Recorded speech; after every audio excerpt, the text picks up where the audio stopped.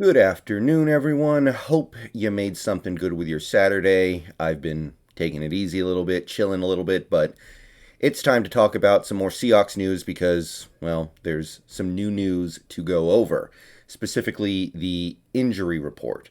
And not just this particular injury report, but there's also some of the stuff that doesn't show up on the injury report that still has to do with injuries that we'll talk about for at least a minute before we're done with this video.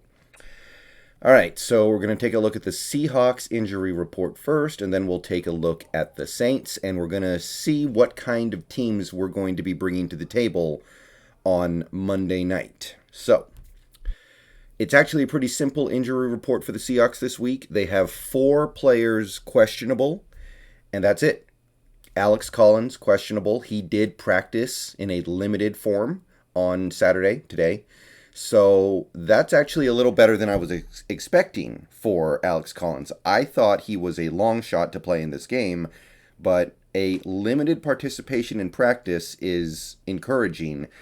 And I think that there's a slightly higher chance of him playing than I thought. In fact, I read one thing from the Seattle Times just now that indicated that he expected to play. So good for him if he does. I'm impressed, but I wonder how effective and how much he'll be able to play if he does go out there.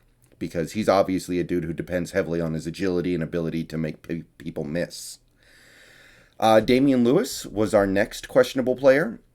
He did also participate in a limited form in practice this Saturday. So it seems like there's a chance. I would certainly like to see him out there. He is one of the few young players on this team who encourages me with his ability. So if he does get out there and he is able to play effectively, that's a bit of a welcome surprise to me because I was not encouraged earlier this week based off what um, uh, Carroll had to say. Darrell Taylor, also questionable, also a limited participant in practice today. I feel like he'll play based off the rhetoric from Carroll and the Seahawks in general this week, based off what they've had to say. I think we're going to see Taylor. My best guess.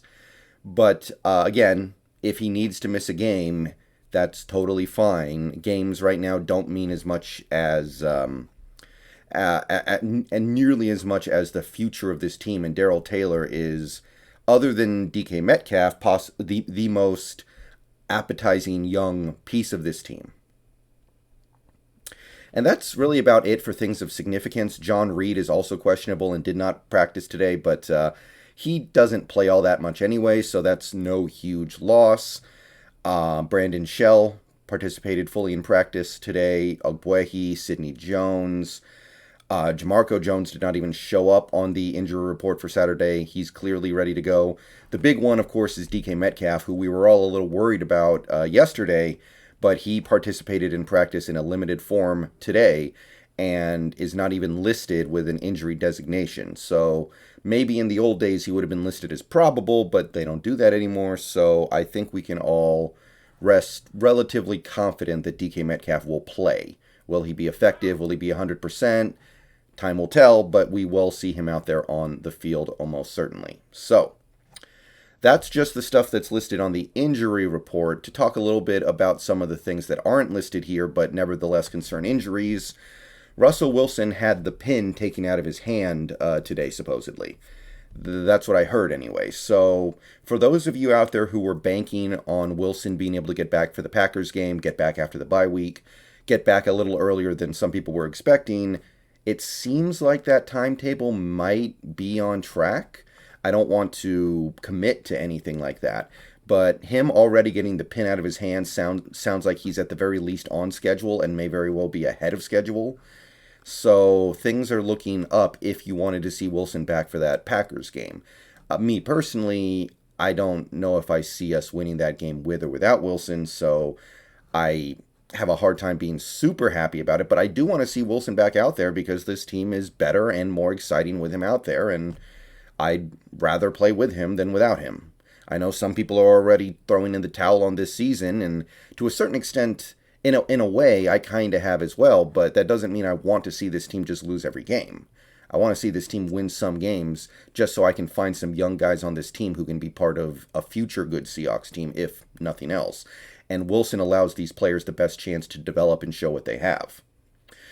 Rashad Penny not listed on this injury report, and by every indication that I have seen, he is 100% ready to go and do all that he can do to prove that he belongs in the NFL over these last few games of his rookie contract.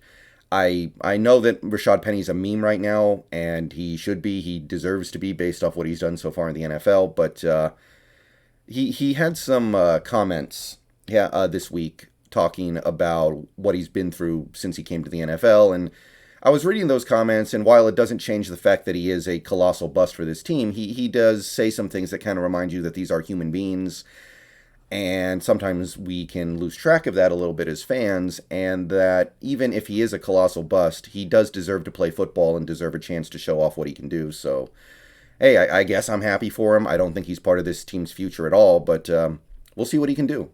And he is completely ready to go, it sounds like.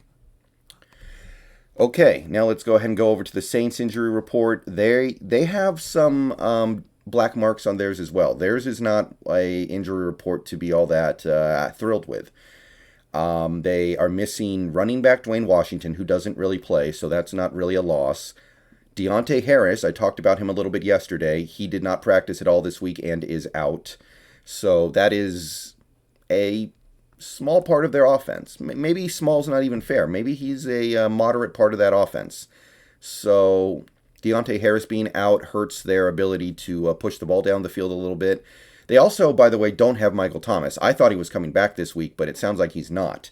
So that's a significant blow to a wide receiver room that still honestly should be able to beat up on our secondary the way it's been playing for most of the year. But hey, if a Trey Brown wants to get in there and start really making some fans in the Pacific Northwest, then he's got a great opportunity too this week. The matchup is a little softer than we were expecting going into the season. Taysom Hill is also out, which I expected because of the concussion. I didn't think he was going to come back that quickly. So that takes away a significant part of the Saints' packages in like the red zone, in short yardage situations. It just limits what they do. I don't know if Taysom Hill is the greatest player in the world, but he is part of what they do on offense in New Orleans, and occasionally even special teams, so losing him matters. And Peyton Turner, their rookie, who has actually been playing fairly effectively. I talked about that a little bit in yesterday's video.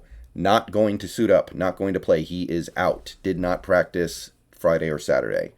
So that's the extent of their injuries. Obviously, nothing on here compares to losing a Russell Wilson, but they are missing some key portions of that offense and at least one rotational piece on that defensive line.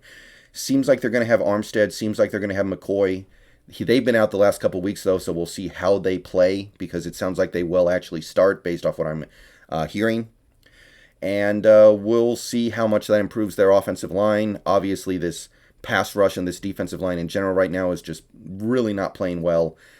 So we needed all the help we can get there, and didn't seem like we got it. But maybe there's some stuff to take advantage of here. But we'll talk more about this specific matchup tomorrow morning. I'll talk about this game in a little more detail. But that's your injury report. Seahawks, fairly clean, honestly. Like, we have a chance to not miss anybody of significance outside of the guys on IR, like Eskridge and Wilson. We have a chance to have all these guys that I was kind of writing off as recently as yesterday, like Collins and Lewis. All right, see you guys later tonight in stream. Peace out, go Hawks. Let me know what you think down below.